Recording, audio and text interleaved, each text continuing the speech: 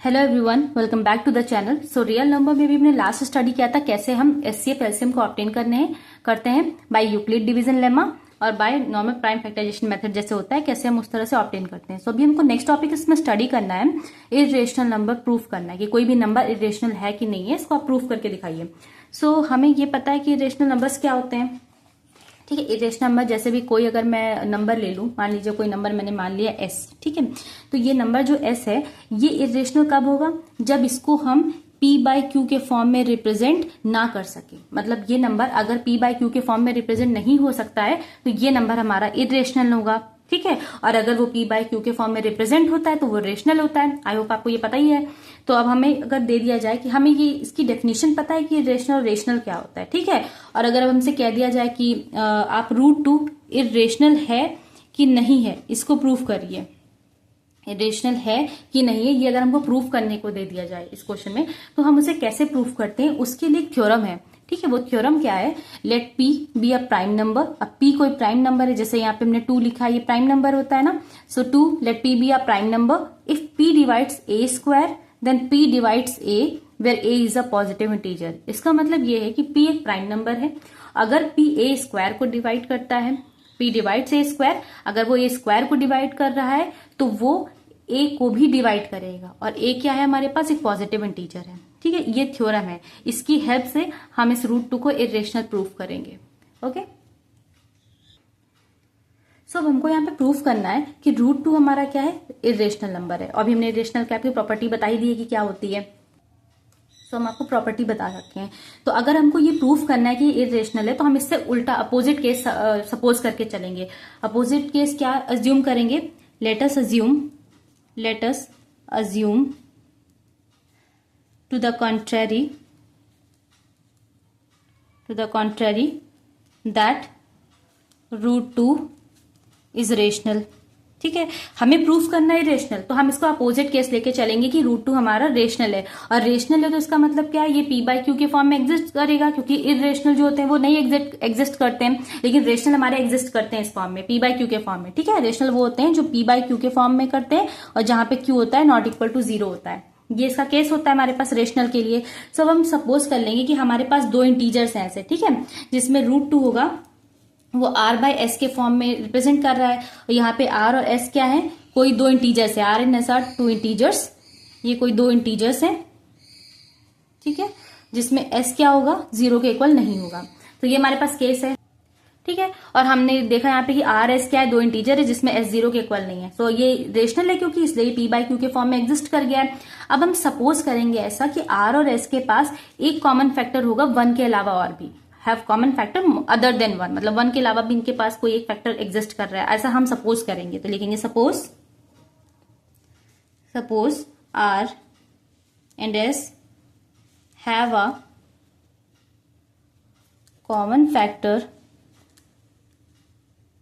Other than 1। ये हमने suppose कर लिया है कि इनके पास 1 के अलावा भी और कोई कॉमन फैक्टर होने वाला है। सो जो हम अज्यूम कर रहे हैं कि वो क्या कॉमन फैक्टर होगा, तो हम मान लेते हैं कि वो फैक्टर होंगे a और b, ठीक है। अब हम क्या करेंगे, माना हमने कॉमन फैक्टर है कोई, तो कॉमन फैक्टर के लिए हमने √2 को a बाय b से डिवाइड कर दिया। अब a b यहाँ पे क्या है, a एंड b आर को प्राइम, ए बी यहाँ पे को प्राइम्स है।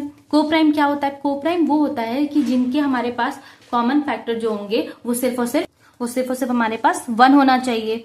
हमने देख लिया कि r और s common factor other than 1 होंगे, हमने ये सपोज किया है। तो अब हम ऐसा नंबर लेते हैं कि मान लेते हैं कि वो कॉमन फैक्टर a b होगा, और a b आपस में कैसे हैं, a b आपस में को प्राइम है। इसका मतलब इन दोनों का जो भी कॉमन फैक्टर होगा वो कोई भी यहाँ पे देखेंगे कि एक ही फैक्टर उनके पास होने वाला है कॉमन, वो क्या होगा, वो 1 होगा। मतलब 1 के सिवा इनके पास और कोई कॉमन फैक्टर नहीं होने वाला है, ठीक है। सो अभी हमने यहाँ तक अभी क्या किया है कि हमको इरेशनल प्रूफ करना था, तो हमने अज्यूम किया है कि √2 रेशनल है, ठीक। रेशनल है तो इसको p बाई क्यू के फॉर्म में रिप्रेजेंट कर दिया कि r s 2 इंटीजर है जहां s 0 के इक्वल नहीं होगा।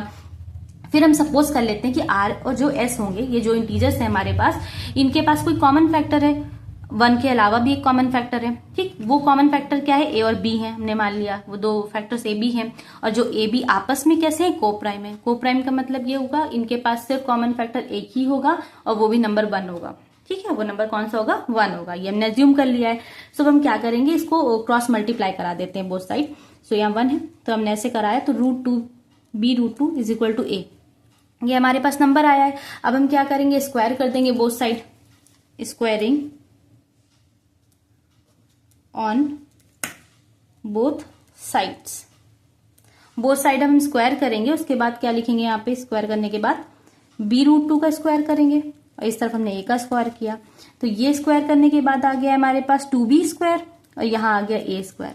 सो हमको यहां से क्या पता चलेगा, जो थ्योरम हमने ऊपर लिखी थी कि p be a prime number if p divides a square then p divides a where a is a positive integer, a कोई पॉजिटिव इंटीजर होगा, तो इसी थ्योरम को हम यहाँ पे अप्लाई करेंगे। इसके ऊपर लिखेंगे therefore 2 divides a square, so 2 divides a, क्योंकि ये थ्योरम हमने पढ़ी हुई है कि अगर p डिवाइड करता है a स्क्वायर को तो p a को भी करेगा। वैसे ही p यहाँ पे प्राइम नंबर वहां था, यहाँ हमारे पास 2 था, तो हमने लिखा अगर 2 a स्क्वायर को डिवाइड कर रहा होगा तो 2 a को भी डिवाइड करेगा। ठीक है, अब हमको क्या करना है, हमने यहाँ तक ये समझ लिया है। अब हम इस नंबर a को किसी और इंटीजर के फॉर्म में लिखेंगे। जैसे लिखा हमने, सपोज कर लेते हैं, we can let a is equal to 2c, और यहाँ पे c क्या है, c कोई भी इंटीजर होगा, c कोई भी इंटीजर हो सकता है। ठीक है, c कोई भी इंटीजर है हमने मान लिया, और a is equal to 2c हमने लिया है। अब 2c यहाँ 2 ही क्यों लिया, क्योंकि हमारा जो यहाँ पे प्राइम नंबर चल रहा है जिसको हमें प्रूफ करना है इरेशनल, वो 2 है। अगर हमारा यहाँ 3 होता तो हम 3c लेते, 5 अगर हमारे पास प्रूविंग में होता यहाँ पे तो हम 5 लेते, 7 होता तो 7 लेते। जो भी इरेशनल नंबर होगा या जो नंबर हमें प्रूफ करना होगा इरेशनल, हम वो नंबर ही यहाँ लेट करेंगे। हमें 2 करना था इसलिए हमने 2 यहाँ पे लिया हुआ है। अब आगे क्या करना है इसके, सो अभी हमने लेट कर लिया है ना कि a is equal to 2c, तो हमारे पास क्वेश्चन में पहले क्या दे रखा था, 2b square is equal to a square, ये दे रखा है 2b square is equal to a square. अब हमने a की वैल्यू 2c निकाल ली है, सो ये हम इस जगह पे पुट कर देंगे 2c whole square. So both side squaring open कर दो, ये इसी साइड क्योंकि इधर तो ऑलरेडी है। सो ये हमने ओपन किया तो ये 4c स्क्वायर आ गया। अब हमने यहाँ क्या देखा कि 2b square is equal to 4c square है। अब ये 2 से कैंसिल आउट कर दो बोथ साइड, सो ये b square is equal to 2c square हो गया। इसका क्या मतलब है, इसका मतलब ये है, this means that 2 divides b square, so 2 divides b। फिर से थ्योरम से हमने लिख दिया कि जैसे अगर हमारा 2 है वो b स्क्वायर को अगर डिवाइड कर रहा है तो 2 हमारा b को भी डिवाइड करेगा। यही हमारी थ्योरम है जो हमने भी स्टडी करी है थोड़ी देर पहले। सो ये इससे प्रूव हो चुका है। तो इसका मतलब यहां से कंक्लूड क्या हुआ, हमको ये हुआ है कि देयरफॉर, अभी हमने बताया था कि a b आपस में कैसे हैं, को प्राइम है। और को प्राइम का मतलब क्या था, हमने ये बोला ना कि a और b को प्राइम है, और को प्राइम का मतलब था कि इनके पास सिर्फ एक ही कॉमन फैक्टर होगा जो कि 1 होना चाहिए। बट हमने यहाँ पे क्या देखा कि इनके पास तो एक और कॉमन फैक्टर निकल के आ चुका है, वो क्या है 2, मतलब 2 भी, इसके पास भी 2 था और हमने देखा यहाँ भी 2 आ गया, तो एक और कॉमन फैक्टर निकल के आ चुका है 2। तो a and b have at least 2 as a common factor, मतलब 1 के अलावा भी इनके पास एक और कॉमन फैक्टर है, कम से कम इनके पास 2 तो और है कॉमन फैक्टर के लिए, हमने ये कंक्लूड कर लिया है। सो हमें इससे ये पता चला कि इनके पास एक और फैक्टर आ चुका है 2। तो ये को प्राइम तो नहीं हुए, क्योंकि को प्राइम की कंडीशंस को फुलफिल करने के लिए इन्हें सिर्फ एक ही कॉमन फैक्टर होना चाहिए, तो ये हुआ नहीं। इससे क्या हुआ, हमने जो अज्यूम करा हुआ था कि ये रेशनल नंबर है वो कॉन्ट्राडिक्ट हो गया। सो अवर assumption that √2 is rational contradicts हो गया, hence we conclude that √2 is irrational।